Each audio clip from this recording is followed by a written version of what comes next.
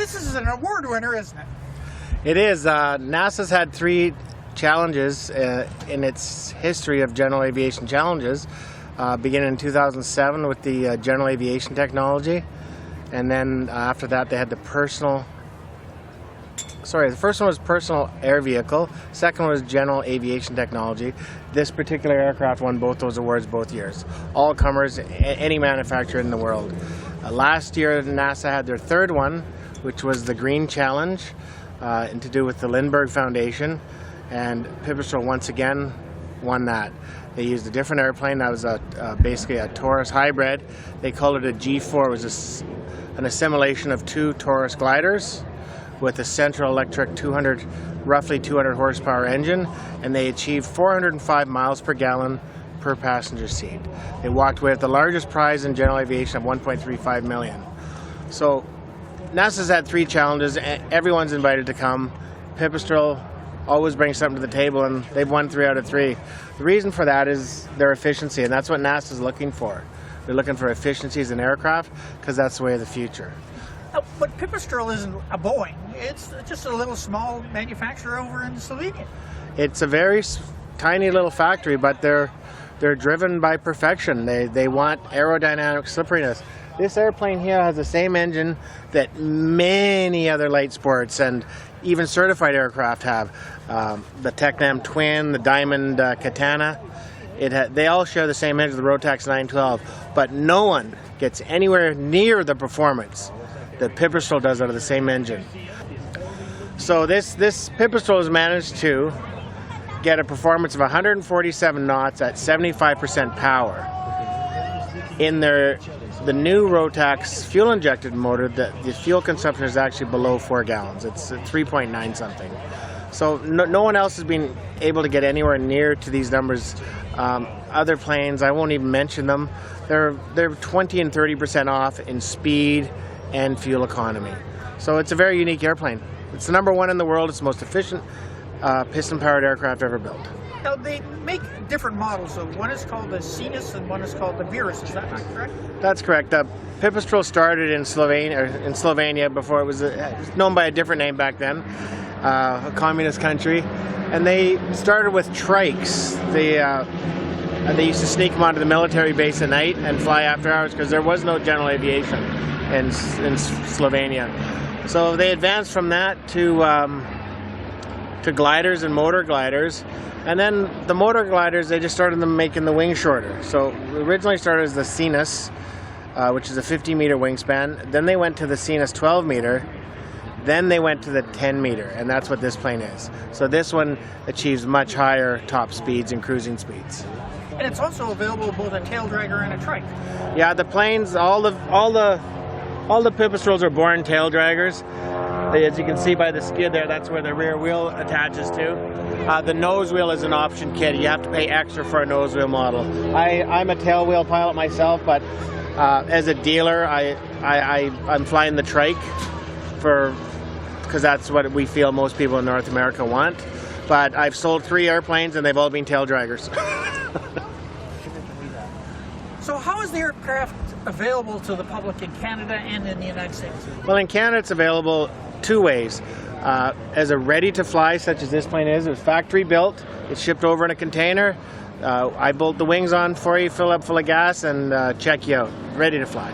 The other way is a 200 or 400 hour kit, and you get your regular inspections done by MDRA, and then you can register it as a amateur build.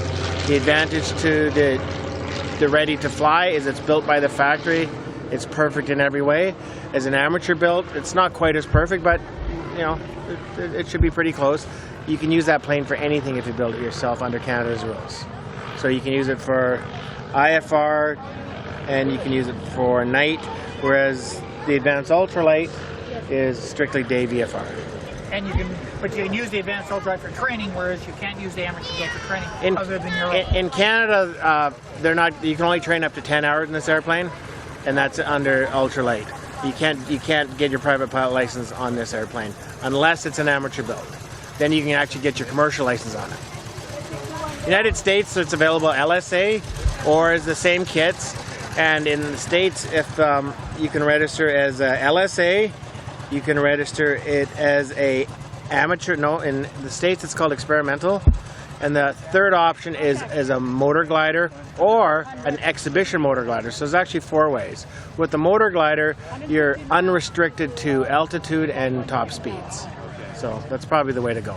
Now, how did you get involved with the airplane for sales and service and that type of thing? Well, I started on my pilot's license in 2010. I bought a 42 Piper Cub tail dragger, and great plane, but it just kept breaking. So it was always in the shop. So I bought another airplane. I bought a Cessna 150, and that one broke. So I went back to the Cub. So between these airplanes breaking us all the time, you know, the old planes need a lot of attention. I wanted something new. I was looking for a plane that would excite me, and I couldn't really find anything. Anything that excited me used too much fuel. Because I like performance, but I need to put fuel in to go, and you know, some of the airplanes, they use a lot of fuel. So when I discovered Pipistrel on a weird little Australian website, the first thing I noticed was the NASA decal. And then from there I did more research. I contacted the factory. I contacted the rep in Alberta, Mr. Jonas Ball, who's now the Canadian rep, and arranged a demo flight, and I just absolutely loved the plane. And I found that it wasn't represented in British Columbia, and I thought it would be good for me to represent it because, you know, I really like the airplane stuff. I like hanging out with airplane people such as you and, you know, all these other great people around. So we've got this airplane. We're flying it, I guess, on a 100-horse Rotax engine. 100-horse Rotax 912 ULS. What kind of performance figures do we get out of for stall, for cruise, for climb, that type of thing? Okay, well, I'll start with takeoff and landing. They're both around 300 feet in zero wind and at maximum gross takeoff weight. Climb rate, light, so say quarter tanks and a light pilot, you can get up to 1,700 feet. At gross maximum takeoff weight, you'll still get 1,300, 1,299 it's rated at. And how many of these aircraft are actually out and flying now in the world? There's about 1,100 in the world. They're on every continent. They're everywhere. So and there's more all the time. Pipistrel is going to be offering a certified airplane in 2 years, a 4-seater, the Panthera, and it's a 4-seat airplane that can take 4 average new size adults, not the ones back in the 60s and 70s, the 170 pounders, us 200 pounders. It'll take 4 of us, full fuel, and it'll do 200 knots on 10 gallons with an IO 390 Lycoming injected motor. Now, the other thing is you mentioned this as a glider. How do they change the airplanes as far as making one for cross-country capability and the other as a glider? Well, if you want to do serious soaring, you need the longer the wing, the better. So a 15 meter is better for soaring, but at 15 meters, you can't go that fast. Your V&E comes way down. So by shortening the wings, you can get a much higher V&E, but you lose some of your glide. This plane here glides roughly twice as well as a Piper or Cessna. So it gives you quite a bit more safety factor. If you have an engine failure at, you know, an average VFR flight of 3,000 feet, you have twice the time to find a field.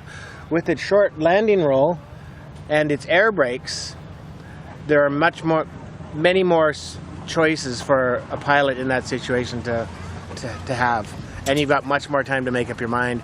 These air brakes that you see mounted here, they allow the airplane, you can see it over here, they allow the airplane a much quicker descent. Standard sink rate for this airplane, power off in a landing configuration, which is full flaps, 18 degrees, you'll get about a 350 feet per minute sink rate. Once you operate the air brakes, that'll go to about 900. Now, there's other flap configurations for the airplane. There's the 18 for landing and takeoff, then you've got 9, then you go to 0, then -5. So we get 900 feet with the spoilers at negative, with full flaps. With -5, we get 3,000 to 6,000 feet, depending on how steep we want to go. And we can come down from 20,000 feet basically. If we push it to 7,000 feet a minute, we can be from 20,000 feet to the surface in 3 minutes. Now, a conventional pilot looking at getting into one of these, what's he going to notice different? Well, it's the plane is very nimble. It's everything's on the controls is light, so you know, you don't have these big motions like you do with a Cessna, and you don't need two hands. You know, everything's very light. Even if it's trimmed wrong, it's still, you're always flying it with just your fingertips. It's very responsive. And as far as the landing, I guess floating is something most pilots not going to be used to. Well, every plane floats. I mean, a proper landing technique is, you know, power off, come down, and, you know, and flare, float, and, you know, contact the earth gently. This plane does the exact same thing, except you may float a little longer. That's why it has the air brakes. So the POH says that you come down and you use your air brakes to the surface, and as you do your flare, you release the air brakes and you can have it touch down. So if somebody wanted to get in contact with a little bit more information or look at an intro flight? Yeah, we have websites on every continent. In Canada, it's Pipistrel, Pipistrel.ca. In the United States, it's pipistrel-usa.com. And the factory website is pipistrel.si. Thank you very much for your time. Thank you.